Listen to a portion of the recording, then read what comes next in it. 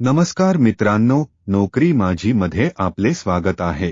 जर तुम्ही किंवा तुमच्या ओळखीत कोणी 10वी पास असेल आणि नोकरीच्या शोधात असेल तर त्यांच्यासाठी खुशखबर। राष्ट्रीय कृषी आणि ग्रामीण विकास बँक म्हणजेच नाबार्ड मध्ये ऑफिस अटेंडंट पदांसाठी भरतीची घोषणा करण्यात आली आहे।